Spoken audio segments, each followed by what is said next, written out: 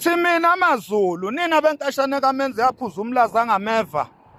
Ngithi bafowethu iNdlunkulu ibize i-media briefing on Saturday. NgesiZulu ke ibize isithangami sabe zindaba on Saturday.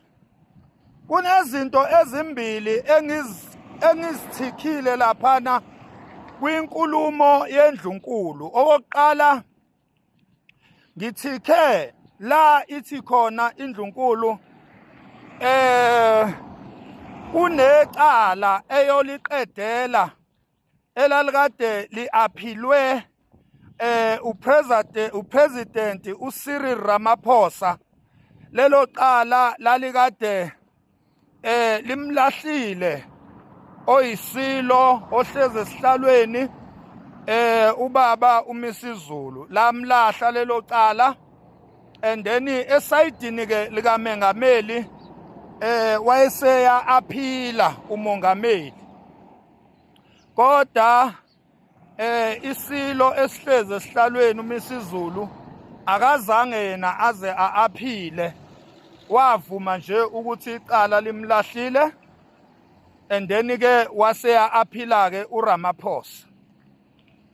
Okwesibili futhi engikuthikhile laphana mayikhuluma iNdlunkulu, ngithikhe indaba yokushoda kwezimali la khona umntwana omkhulu wakwaMinyamanzi ancenca khona abantu, wathi uyacela ukuthi abantu abayikhathalelayo iNdlunkulu kanye nobukhosi bukaZulu, uyacela ukuthi abafake isandla njengoba kubhekwe kuleli cala elikulenyanga esiya kuyona uMay lapha namhla ka-28.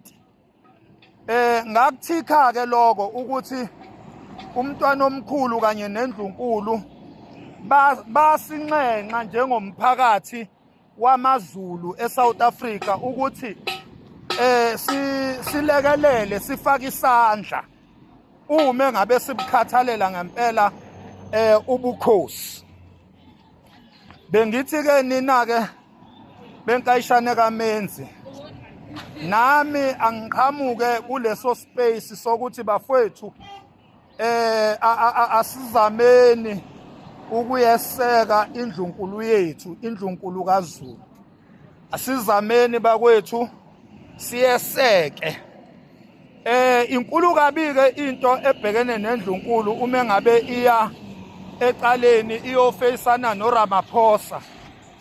Ayincane leyo nto leyo, usuyabona nje ukuthi kufuneka izimali zangempela. Uzokhumbula phela amadola asephalaphala ngaphansi kwamantrasi ukuthi icala nje linoRamaphosa phakathi lisuke kuyiqala elibiza kakhulu. Uma ngabe ngempela ushoda ngakwezezimali, hayi liyayiligodele, liyaligodela impela ngoba nemali leyandoda.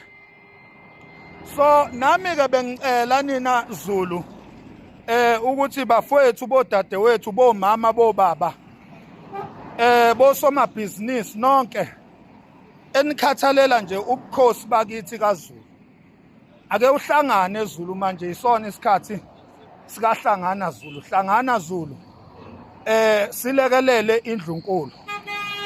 Uma ngabe ngempela sifuna ukuthi bunqobe ubukhosi bethu njengoZulu, uma ngabe sifuna ngempela inqobe iNdlunkulu kuleli cala, ngithi mina hlangana Zulu, hlangana impela Zulu,